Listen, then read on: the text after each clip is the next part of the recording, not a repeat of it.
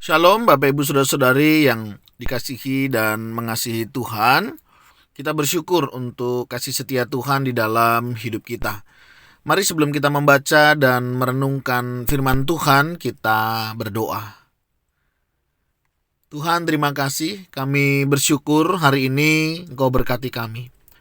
Kami boleh ada sebagaimana kami ada, semua karena berkat dan kemurahan-Mu. Kami akan baca firman-Mu Tuhan, berfirmanlah dan biarlah kami mengerti apa yang menjadi kehendak-Mu di dalam hidup kami. Kami berdoa di dalam nama Tuhan Yesus Kristus, haleluya, amin. Ayat bacaan kita hari ini terambil dari Injil Lukas pasal yang ke-24 ayat 50 hingga ayatnya yang ke-53. Kenaikan Yesus. Lalu Yesus membawa mereka ke luar kota sampai dekat Betania. Di situ ia mengangkat tangannya dan memberkati mereka. Dan ketika ia sedang memberkati mereka, ia berpisah dari mereka dan terangkat ke surga. Mereka sujud menyembah kepadanya, lalu mereka pulang ke Yerusalem dengan bersukacita. Mereka senantiasa berada di dalam bait Allah dan memuliakan Allah. Amin. Demikianlah firman Tuhan, mari kita merenungkannya. Bapak Ibu Saudara yang dikasihi dan mengasihi Tuhan, kemarin di satu hari Minggu begitu ya, ada satu jemaat menjumpai saya dan bertanya. Pertanyaannya seputar tentang satu buku ya yang sedang dibaca. Nah, mungkin ingin lebih jelas begitu ya. Nah, beliau bertanya, "Pak, apa sih bedanya ya kita itu beragama dan menjadi seorang Kristen?" Contohnya Pak, ada orang bilang ketika kita beragama itu ke gereja kita cari berkat. Apakah tidak perlu ada waktu akhir ibadah itu pengutusan dan doa berkat? Nah, kira-kira pertanyaannya seperti itu ya Bapak Ibu Saudara ya. Dan itu yang menjadi pertanyaan yang diajukan kepada saya. Artinya apakah tidak boleh kita mencari berkat? Ya, semestinya yang kita cari adalah sumber berkatnya. Nah, kalau kayak gitu kan nggak perlu dong. Nah, untuk selesai ibadah itu ada doa berkat. Nah, kemudian saya mulai memberikan penjabaran bahwa ya betul, memang orang beragama ke gereja itu cari berkat ya. Jadi kalau semangat kita adalah semangat beragama, jadi orang ke gereja itu carinya memang berkat saudara ya. Jadi nanti kalau dia nggak ke gereja, dia merasa hidupnya tidak diberkati ya. Sehingga ke gereja itu sebagai cara untuk dia mendapatkan berkat dari Tuhan. Ya, padahal kita ke gereja kan bukan karena cari berkat ya, tetapi karena Tuhan sudah memberkati kita begitu ya. Sebagai ucapan syukur kita ya kita datang kepada Tuhan ya, dalam ibadah, kita terlibat dalam melayani, kita melakukan pekerjaan yang baik. Jadi itu semua kita lakukan bukan supaya kita diberkati, melainkan karena kita sudah diberkati.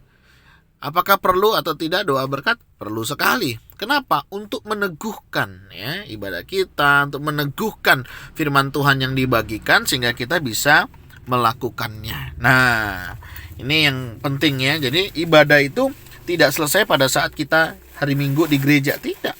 Makanya biasanya pengkhotbah begitu dia akan selalu mengatakan, mari kita akan melanjutkan ibadah kita dalam kehidupan kita hari lepas hari. Kenapa? Karena ibadah tidak berhenti pada waktu kita di gereja. Setelah kita pulang dari gereja, itulah kehidupan kita, itulah ibadah kita juga.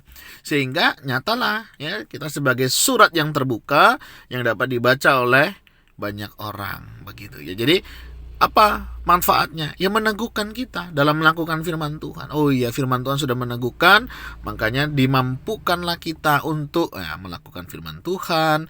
Apakah dalam hal mengampuni, apakah dalam hal mengasihi, apakah dalam hal-hal yang lain yang terkait dengan melakukan firman Tuhan ya. Jadi ini yang Tuhan berikan. Di dalam konteks perjanjian lama juga begitu ya. Dulu bangsa Israel ketika mereka sudah berkumpul dan lain sebagainya, ya mereka pasti akan mendapatkan berkat dari imam ya.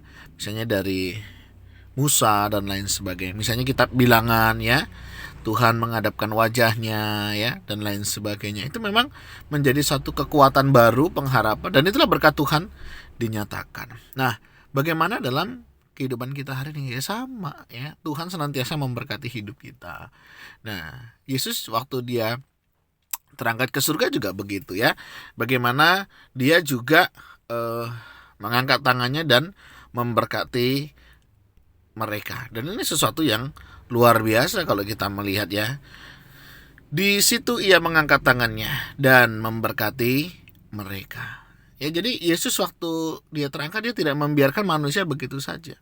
Dia siapkan kok semuanya, ya. Tuhan memperlengkapi, ya, dengan Pentakosta, Roh Kudus bekerja sehingga manusia diberikan kemampuan untuk melakukan amanatnya. Ya, diberikan roh keberanian. Gak ada yang takut loh, itu para rasul, Bapak Ibu Saudara, ya. Kalau kita melihat, ya, kaum martir itu luar biasa cara kematian mereka untuk memberitakan Injil. Mereka rela. Kenapa sih kok mereka sampai rela, ya, memberikan hidupnya untuk Injil? Ya karena Injil sudah bekerja di dalam kehidupannya. Sederhana kok kita itu mau melihat apakah Injil sudah bekerja dalam hidup kita atau belum. Ya, itu dilihat dari cara kita melayani, ya, cara kita beribadah, cara kita bersekutu, begitu, ya. Kita bisa kok mengukurnya. Kira-kira dengan apa yang saya lakukan hari ini, seberapa sih Injil itu bekerja? Ya, jadi ini jangan dipakai untuk mengukur orang lain, ya, Bapak Ibu, ya. Ini kita pakai untuk mengukur diri kita sendiri, ya. Seberapa Injil itu berpengaruh dalam hidup kita. Ya, kita bisa lihat dari apa yang kita lakukan hari ini dalam pelayanan, dalam persekutuan, ya, dalam ibadah kita, dalam kita melakukan pekerjaan-pekerjaan Tuhan. Seberapa kita melakukannya. Nah, di situ kita akan tahu nanti. Kita bisa mengukur sebenarnya seberapa Injil itu sudah mempengaruhi kehidupan kita. Seberapa luas ruang yang kita berikan untuk Roh Kudus itu bekerja dalam hidup kita. Apa yang menjadi respon mereka? Mereka sujud menyembah kepadanya dan mereka pulang ke Yerusalem dengan sukacita. Saya yakin percaya setiap orang yang diberkati Tuhan, hidupnya ada dalam sukacita surgawi. Hari ini jika ada di antara kita yang karena kurang sukacita, kehilangan sukacita, mari kita datang kepada Tuhan dan ingat bahwa Tuhan senantiasa menyertai memberkati hidup kita. Bahkan berkat Tuhan itu selalu baru tiap hari. Ayat 53, mereka senantiasa berada di dalam bait Allah dan memuliakan Allah. Ini ciri-ciri orang yang diberkati, ya. Mereka hidup dalam sukacita, mereka hidup senantiasa memuliakan Allah. Bapak Ibu diberkati, kelihatan, ya, cara kita bersukacita, cara hidup kita memuliakan Allah. Apa yang kita bisa lakukan untuk kita memuliakan Allah? Banyak, ya. Baca firman, lakukan firman, menghidupi firman, ya. Memberitakan Injil kepada orang untuk mereka datang kepada Tuhan. Itu menyenangkan hati Allah. Hari ini, apa yang akan Bapak Ibu Saudara lakukan untuk memuliakan Allah? Tuhan, terima kasih, kami bersyukur hari ini Engkau boleh mengingatkan kami bagaimana berkat-Mu memampukan kami untuk kami hidup dalam sukacita dan hidup yang memuliakan Engkau. Ampuni jika kami seringkali kehilangan sukacita. Kami tidak bersukacita di dalam kami menjalani hidup ini, padahal Engkau sudah memberkati dan memelihara hidup kami. Ampuni Tuhan, tolong kami juga ketika kami lupa untuk hidup memuliakan Engkau. Kami lebih mencari kemuliaan untuk diri kami sendiri. Ampuni kami Tuhan, dan tolonglah kami sebagai orang-orang yang sudah diberkati Tuhan. Kami semakin dekat dengan Engkau dan hidup kami senantiasa memuliakan nama Tuhan. Terima kasih untuk kasih setiamu. Kami berdoa, kami bersyukur dalam nama Tuhan Yesus Kristus. Haleluya, amin. Bapak Ibu Saudara, demikianlah renungan kita hari ini. Kiranya Tuhan Yesus memberkati kita sekalian. Shalom.